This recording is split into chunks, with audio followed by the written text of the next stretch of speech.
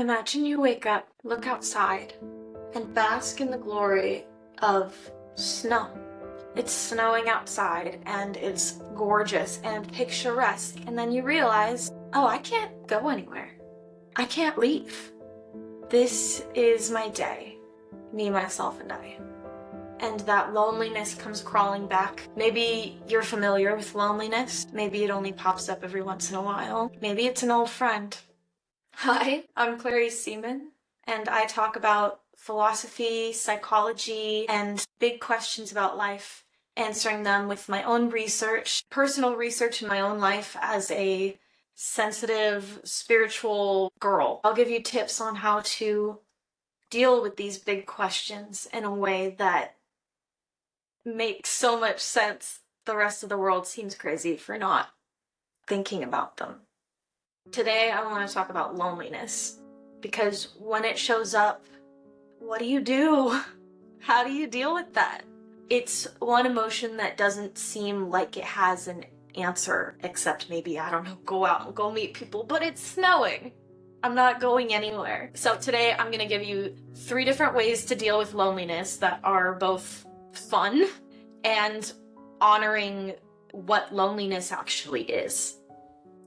And the third one, stick around for the third tip, because the third tip, I get into how to shift a lifetime of loneliness into a lifetime of love and happiness through manifestation. Okay, so number 1, romanticize the loneliness.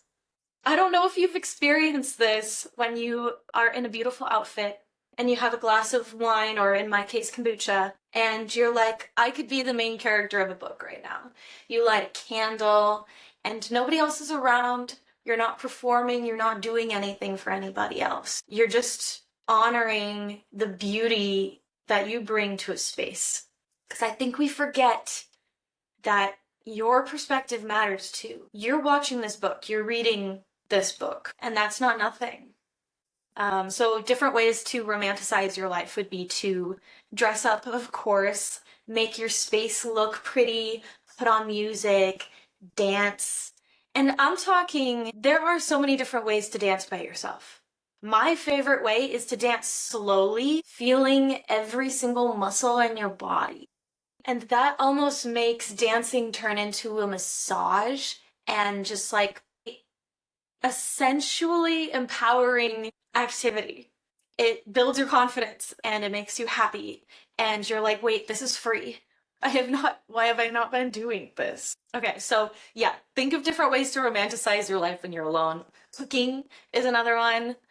Watering your plants, like taking care of your belongings.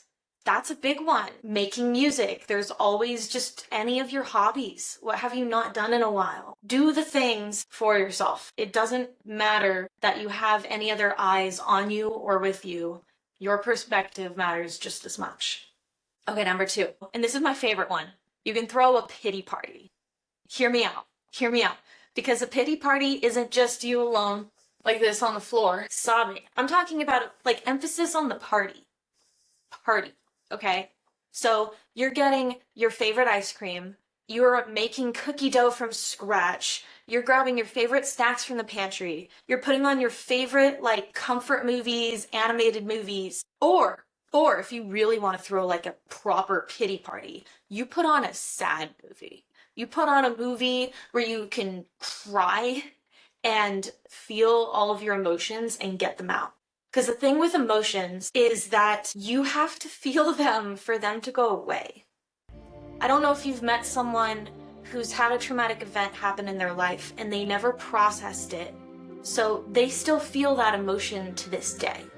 But no matter how large an emotion, if you spend time actively feeling it, honoring it, just like belting it out, no matter how intense it is, that feeling gets resolved, like you're actually getting it out. And tears, you're literally crying out toxins. You want to sweat to detox? No, cry to detox. And women, it's physiologically way easier for us to cry than men. So if you're a man watching this, good luck. But if you can do it, do it. 3 is you can take this time alone and this feeling of loneliness to actively manifest your future. I'm talking about manifestation as an action. So when you feel an emotion like loneliness, it's not for no reason. It's a message. That loneliness is telling you, hey, I want more of something. And that might not just be being around people. You can be lonely around people. I definitely have. And I think being lonely around people is worse than being lonely alone. So when you realize that you're lonely, that emotion is activated, and you can ask that emotion, okay, what am I really craving here? What am I really craving here? And for me, I crave deep conversation. I crave deep connection. I want to be seen. I want others to want to see me. I want to see others, all of them, their secrets, their worst fears. I want to sit in silence with them and just be present with them. And so when you're alone and you're feeling lonely, that's an opportunity to turn off the lights, light a candle. Lighting a candle tells your brain that you're safe. Do some breathing. If you breathe in quickly and then breathe out slowly, do that a few times. That activates your parasympathetic nervous system, makes it way easier to manifest, way easier to flow. And you're going to imagine in as best detail as you possibly can your future with friends that make you feel seen, with a lover that makes you feel seen. You're sitting on a couch all drinking wine or kombucha, laughing because you know each other so well. You're clinking your glasses because you guys have all succeeded. You've been through things together. You've learned things about each other. And in this memory, you are just thinking, oh my God, I did it. Like, I did it. I made this. I made this happen. And feel that emotion of like almost bringing the emotion up to a peak, as much of that emotion as you can. Like, I did this.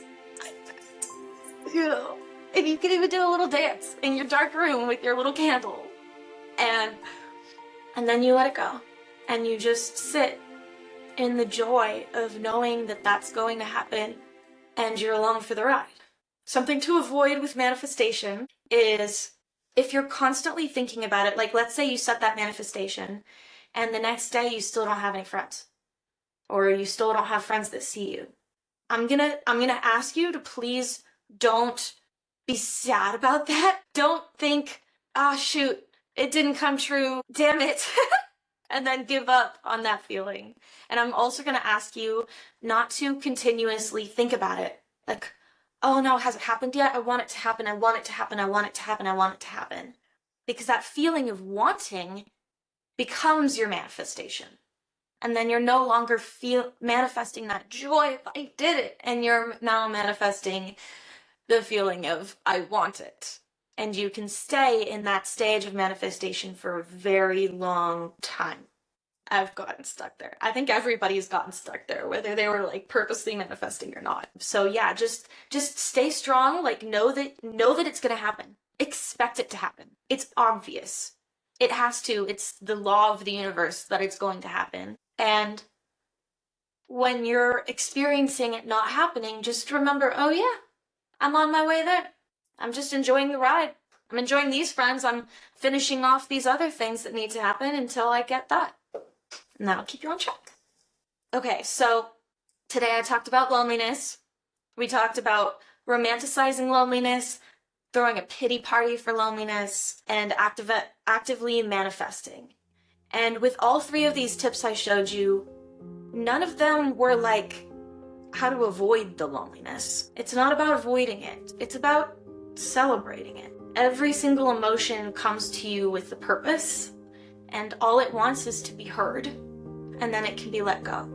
So when you feel emotions, hear them, notice them, and you can notice them from the viewer, the watcher who's watching all of this happen inside your mind. You aren't lonely.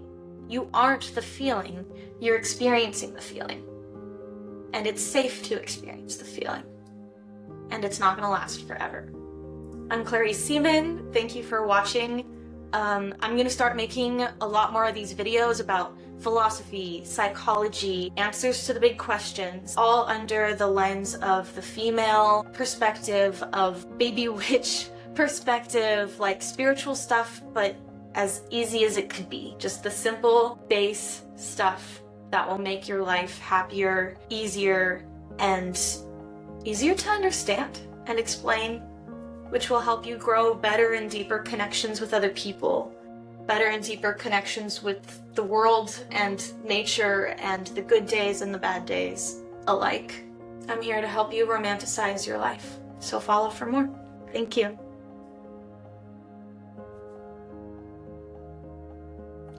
I think that went well.